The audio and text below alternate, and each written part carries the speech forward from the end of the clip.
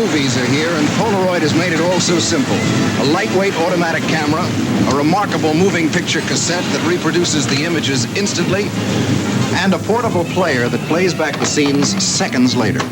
Introducing Polavision, instant movies from Polaroid.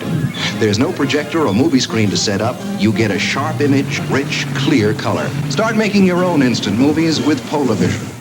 Yes, Polaroid tried to create a crazy instant cinefilm format, but let's put that into some context. By the 1970s, Polaroid were riding high, printing money with a line of easy-to-use cameras that produced instant pictures. In 1979, they did around £1 billion worth of business around the world. The new plastic Polaroid cameras of the late 1970s and early 1980s provided an inexpensive way of getting into simple instant photography. Inexpensive cameras made sense for Polaroid as the money was in buying instant film over and over and over again. Polaroid was sitting on a pile of cash from the 1960s and so started looking into other markets to disrupt. The home cinefilm business was relatively small but growing. Kodak created a popular format in 1932, standard 8 film. 8 referred to the film width of 8mm. By the 1960s, there were cameras that could record both audio and video, and there was colour film. You could buy pre-recorded film like this one I bought of the sights of Paris in the 1980s.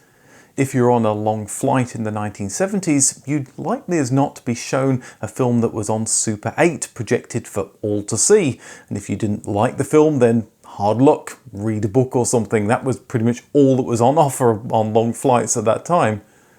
In 1965, Kodak launched Super 8 film. This was the same physical size as standard 8 film, but by making the sprocket holes smaller, the image size could be increased. It came in a handy cartridge that was simple to load, and there were notches cut into the cartridge to tell the camera the film type so it could deliver the best results. It also allowed budding young filmmakers to work on their masterpiece. I was not one of those budding young filmmakers. But like traditional film, it needed developing, and this typically meant putting the film pack into a supplied envelope, putting it in the post and waiting a few weeks for it to be returned. Polaroid had revolutionized the still camera market with instant photos.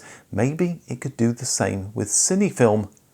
Polaroid's engineers got to work. It made sense to use the same size film as Super 8, so the camera and projector could use off-the-shelf parts. Polaroid's film consisted of black and white emulsion covered with microscopically narrow red, green and blue filter stripes. Like Super 8 film, it came in a cartridge that, once shot, was inserted into the special Polaroid viewer. The first time the cartridge was inserted, the viewer processed the film, and in a couple of minutes it could be played. This was a technological marvel and the product of 10 years research. Polaroid's founder and CEO Edwin Land had backed it all the way, despite protests from the company's president and many high up in the company. Polavision, as it was called, launched with a splash of publicity, with adverts featuring a big movie actor from the 1950s, Danny Kaye. But immediately it became clear it was going to be a tough sell.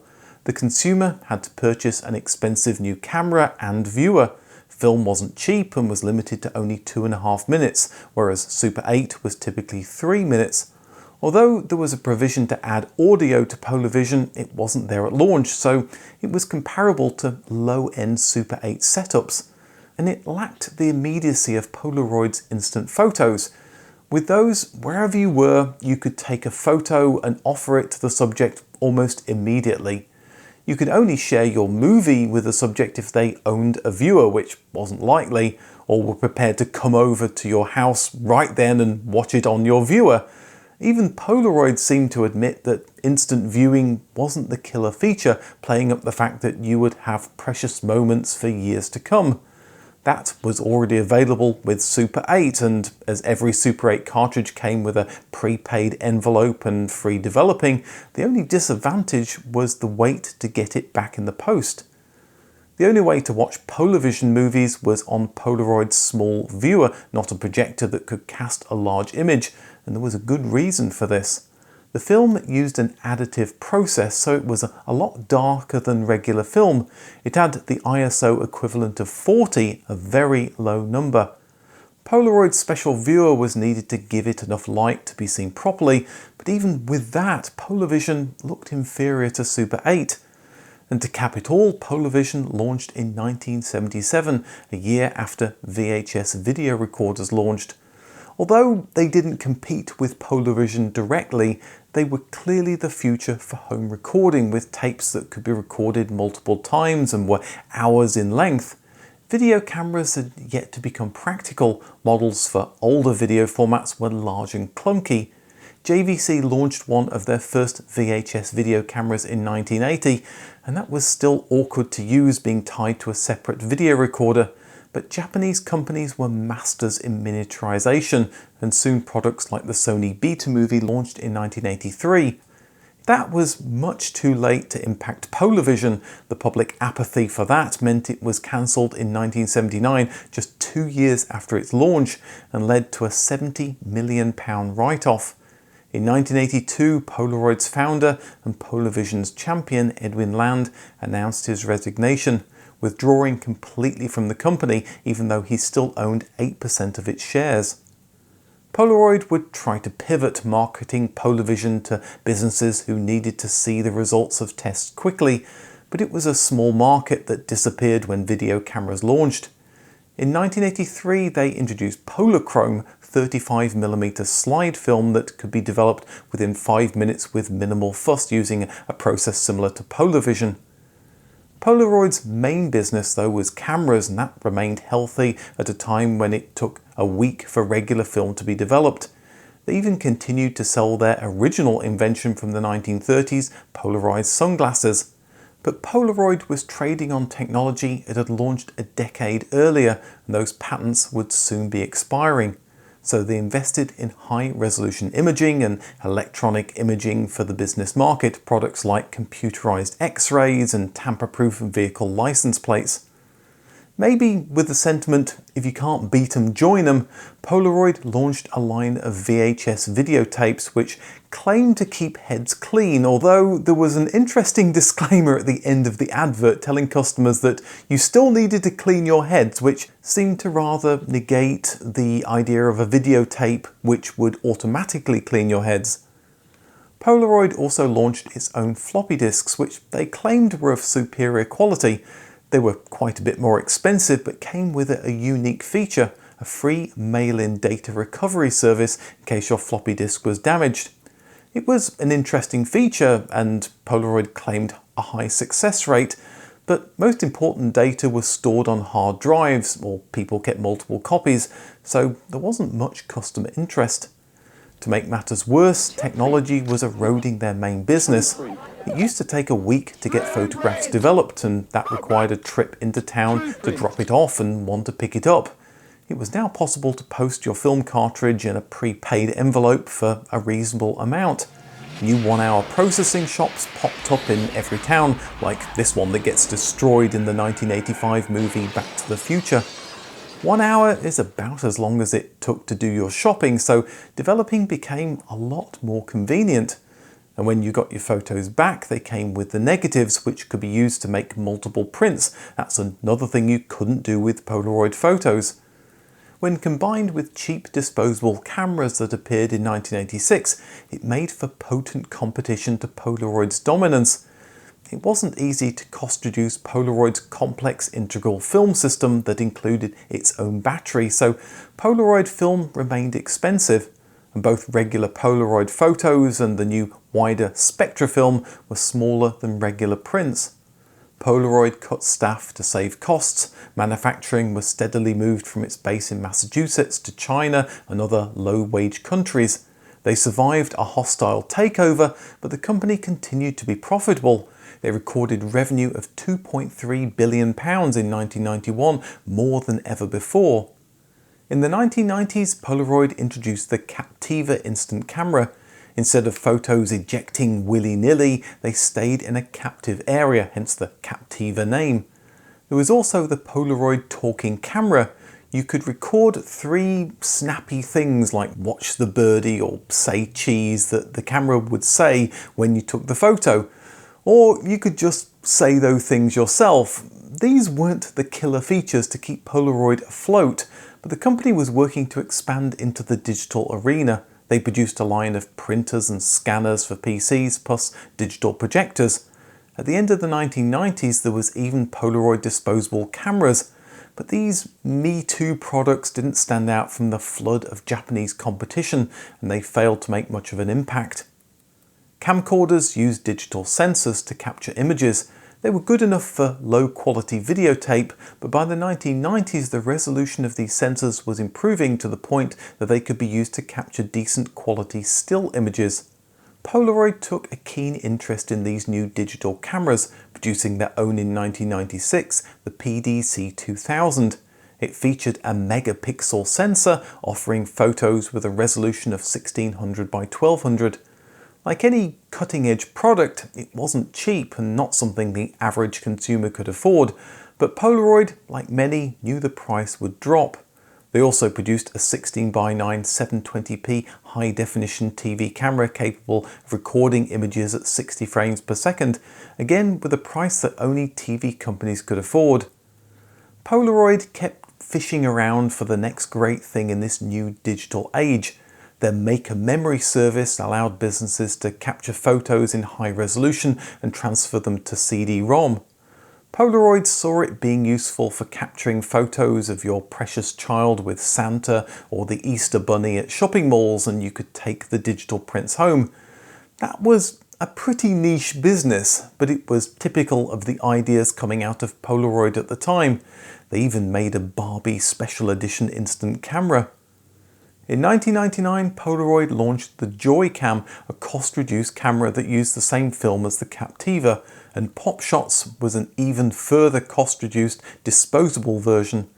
That same year, they also released a new instant camera, the iZone. It was a low-cost camera that shot tiny photos aimed at the youth market. But like the Swinger youth camera that Polaroid launched in the 1960s, it didn't take off. It was the last gasp of a company that had lost its way, targeting an age group that didn't have a lot of money to spend. This contrasted with the Polaroid SX70 and automatic integral film packs that had been launched in the early 1970s. Those products had used clever engineering to solve a real-world problem, marketed at a group of people who had money to spend. Like Apple products, they started out as high-end, high-quality products that consumers craved, then cost-reduced products were released to make them available to the masses. The cheap plastic iZone was a product that, if Polaroid were lucky, would have become a 6-month fad. Polaroid also targeted the business market and there were good profits to be had there, but it's hard to market yourself as a cutting-edge company solving complex technical challenges when you're also selling the Taz camera. Polaroid's management had completely mishandled the rise of digital cameras. The only camera they'd launched had been marketed at the business community, but the sheer mass of consumer digital camera sales gave companies the cash to invest in more and more megapixels. But even if Polaroid had mastered the digital camera market, it would have destroyed their business model. Polaroid had typically made their money from the film, but now digital photos didn't need to be printed out. You could share them on the camera screen or send them to friends digitally. People were printing photographs much less, especially when sites like Facebook launched. When they did print digital photos, they could do it using any printer and any paper. They weren't locked into Polaroid's closed shop. Great for consumers, terrible for Polaroid. There have been many comparisons drawn between Polaroid's founder Edwin Land and Steve Jobs, and the Polaroid products of the 1990s contrasted well with the Apple products around the same time when the company had seemingly lost its way without its founder. Apple got Steve Jobs back and had an amazing second act, but Polaroid had no such luxury. Edwin Land died in 1991. The iZone, Pop Shots and Joycam sounded the death knell, and Polaroid filed for bankruptcy in 2001.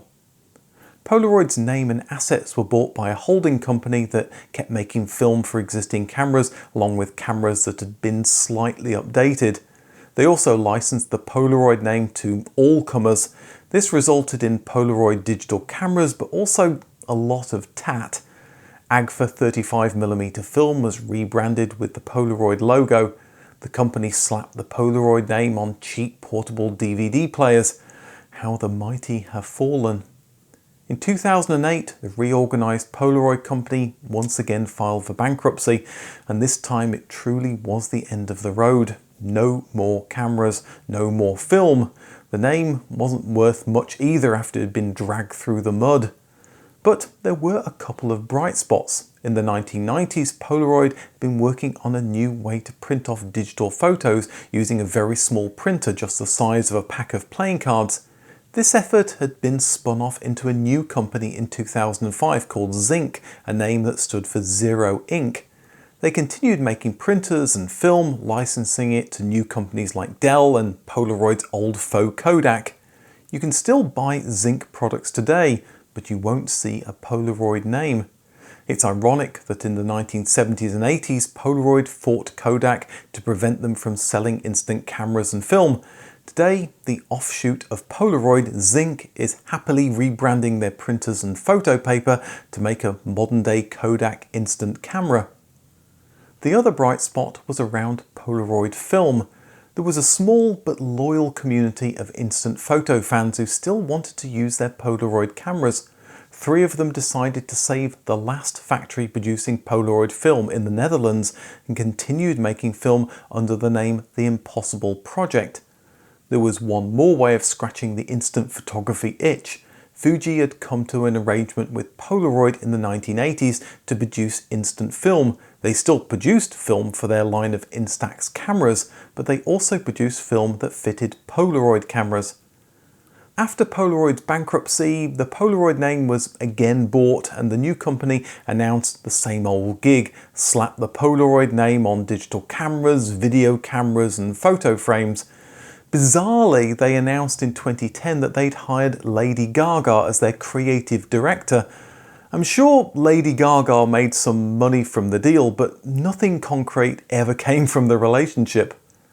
The company tried some new products like the 2012 Android phone that was merged with a full-blown digital camera, and there was the Polaroid Cube, a tiny camera with a magnetic mount.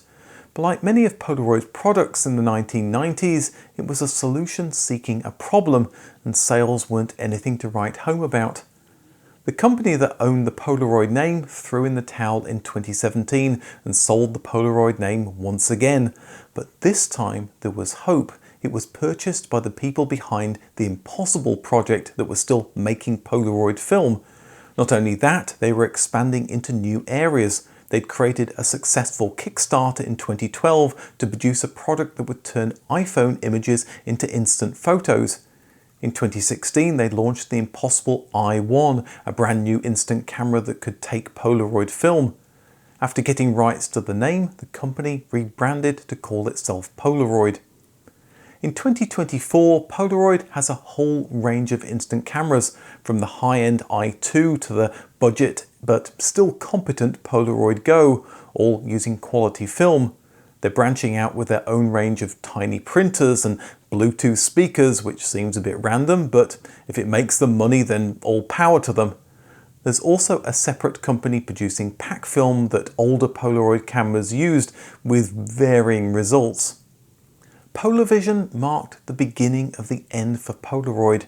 It was their first big failure after 40 years of spectacular growth. Both that growth and this failure stemmed from their founder Edwin Land.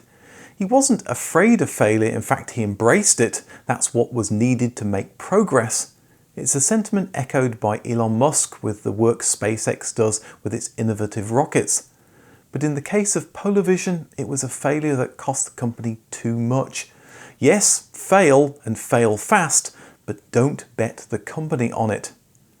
In the age of being able to share photos from our phones immediately with anyone in the world, some still love using Polaroid's innovative instant camera film for the times we want something to hold in our hand to physically capture a special moment, and that's how we should remember Polaroid. I covered Polaroid's rise in part 1 of this video, and there's a link to that on the right. Also, the YouTube channel Analog Resurgence got a hold of a blank 1970s Polavision film cartridge in 2021 and tried to shoot a new film. Did they succeed? Well, see the link on the right. Thanks for watching, and I'll see you in the next video.